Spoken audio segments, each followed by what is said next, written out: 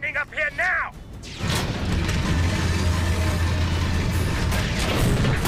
Here comes the cavalry. What's up, MetaNerds? Today we're going to be taking a detailed look at the Republic's all-terrain recon transport, aka the AT-RT. We'll be pulling from both Legends and Canon to see how these versatile walkers were used to great effect by the Clone Army, continued to see deployment into the Imperial era and even beyond.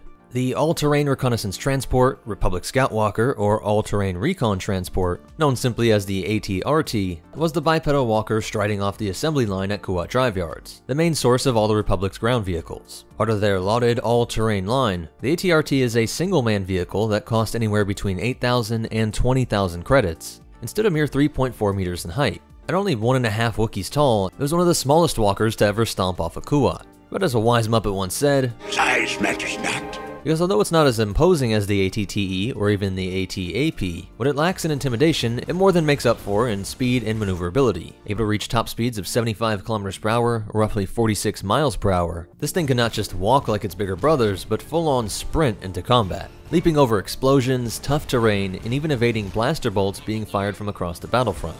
Often deployed in packs, it's rare to see less than 4 per squad, and for major engagements, dozens could be bounding across the war-torn front to attack the enemy, like what we see on Umbara. This comparably small frame comes with more deployment options as well, with a single rider able to be dropped by an LAAT gunship without requiring a landing, and you can even march a pair of walkers across the battlefront in safety by packing them into the AT-TE until you felt safe enough to use these swift little recon walkers, unfolding similar to the B-1 out of an MTT, and jumping into combat like what we see on Ryloth. It's not all positives, however, with no shielding. You just get the metal armor plating protecting the pilot's lower half, the thin legs, a single but heavy repeating blaster cannon, and a very exposed driver, all meant the AT-RT couldn't be used by any shiny fresh off a Camino. So enter the Advanced Recon Force Trooper. Did the kidnappers see you? No, sir. We're the best scouts in the regiment. Better known as the ARF Trooper, these clones were trained to make the best use out of these machines, minimizing its notable flaws by making use of numbers and speed, and almost always with deadly results. Let's take a look at the tactics used during the liberation of Ryloth, and what made the boys in Lightning Squad so effective.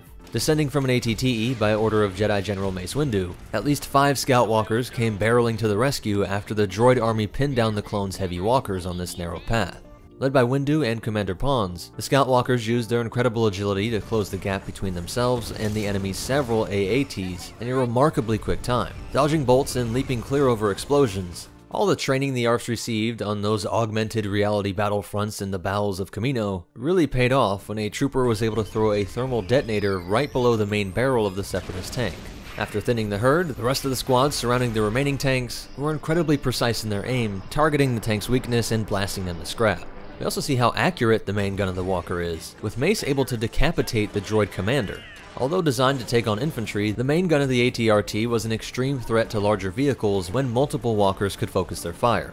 We see this strategy used again on Umbara to a similar effect, with dozens of speedy walkers being dropped into the battlefront amidst a rain of heavy artillery fire. Weaving through the bright green bolts on this darkened hellscape of a planet, the ARFs of Anakin's 501st found success getting to the Umbaran machines, and once again overwhelming them with a barrage of cannon fire.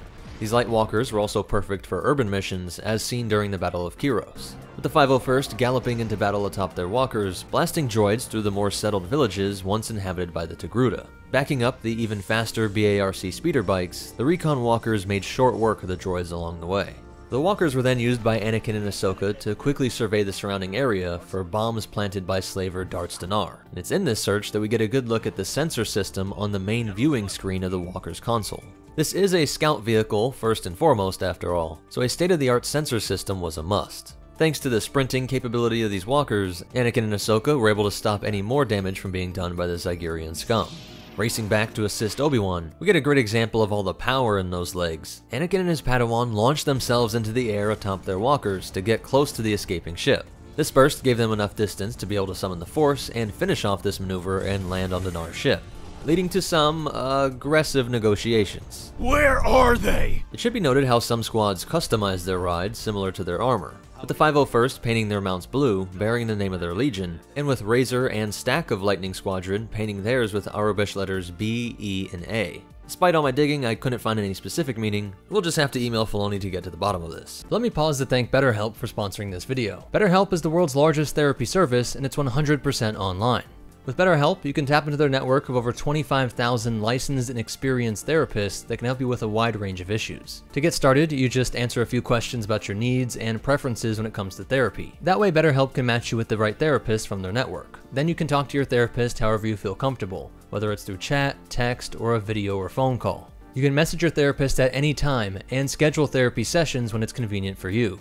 If your therapist isn't the right fit for any reason, you can switch therapists for no additional charge. With BetterHelp, you get the same professionalism and quality you'd expect from in-office therapy, but with a therapist who's custom-picked for you, there's more scheduling flexibility, and at a more affordable price. Get 10% off your first month at betterhelp.com/metanerds. That's betterhelp.com/metanerds. I've also linked them down in the description. As the war raged on into its final months, we see the ARF trooper replaced by the less creatively named ATRT driver. It isn't made clear if these troops are a completely different branch of the GAR or simply the next evolution of the ARF, and this could be hinted at the design of Hound, an ARF trooper sergeant stationed on Coruscant, whose helmet bears more of a similar style to that of the ATRT driver, but that's purely speculation. These Scout Walkers were present on Kashyyyk when Order 66 came down, and despite the ordeal giving Commander Greed quite a headache, his men were seen using now Imperial ATRTs to hunt down Yoda, and would be immediately turned to enforce obedience from the Wookiee people, using the nimble walkers to quickly spread through the jungles and Wookiee cities, the first moves of what would turn this entire planet into a slave camp. Shown with their bright searchlight, and we even see how it works as a weapon rack for the driver's rifles, this squad came across a downed Wookiee flyer, immediately spreading out to pursue and capture any survivors.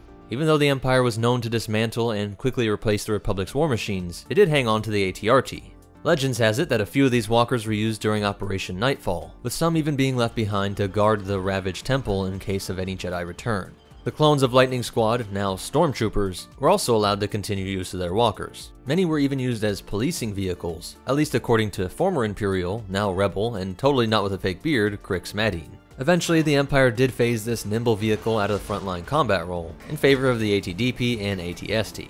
I suppose the smaller ATRT didn't quite fit into the Tarkin doctrine, not scary and far too cheap and practical. Like with most vehicles, the Rebel Alliance is also said to have gotten their hands on a few, making some modifications to the weaponry, deciding to forego the repeating blaster for either a flamethrower or a Z6 rotary cannon, like the kind used by Heavy. These walkers proved popular, as some were even being used as late as 34 ABY by the First Order on Planet Vordan, which makes these little guys one of the longest living walkers in the galaxy. That covers the history of the ATRT, but let's dive into some behind the scenes facts. The ATRT was designed by concept artist TK Frame for Revenge of the Sith, but it first appeared in Clone Wars, the 2003 Cartoon Network show by Genndy Tartakovsky, specifically in Chapter 22. After Anakin and Obi-Wan lower the shields surrounding the Separatist compound, Commander Cody sends in dozens of ATRTs to provide backup to his infantry and air support. It's always interesting to see how many characters and vehicles so synonymous with Revenge of the Sith appeared first in this Clone Wars show. As the lead-in meant to hype the movie, it felt like a VIP sneak peek for us that saw it live. The ATRT appears in several video games, with perhaps its most notable appearance in both the classic and rebooted Battlefront 2, with it supporting a grenade launcher in the classic, though it was much slower than depicted now. It also appears in The Force Unleashed, but only the Nintendo DS version. According to the script for Revenge of the Sith, the ATRT was supposed to play a more significant role. Yoda would distract a group of now villainous clones, only for Chewie to pull the pilot from its saddle and take command of the walker, in a callback to Return of the Jedi. I'm always down for more Revenge of the Sith, but I think it's not a bad omission. The Tarzan scream from the Battle of Kashyyyk works better as a far more subtle homage to Chewbacca's AT-ST takeover. ATRT also has been a popular toy for both Hasbro and LEGO to produce over these years, with 10 separate models by LEGO since 2005, and Hasbro joining in on many releases in both the Clone Wars figure line and of course the basic figure line for Revenge of the Sith. The first release of the Recon Walker was even motorized, though maybe not hitting those 46-mile-an-hour top speeds. Even Hot Toys is getting in on the fun with the 501st variant of the Walker and ARF Trooper heading to market. Despite its limited screen time, the ATRT is proving to have a lasting impact on the Star Wars fandom. Let me know what you think of it down in the comments. If you made it this far, please hit that like button, share the video with someone who might like it, and subscribe to see more. But most important of all, remember, never look a gift walker in the canon, and the Force will be with you, always.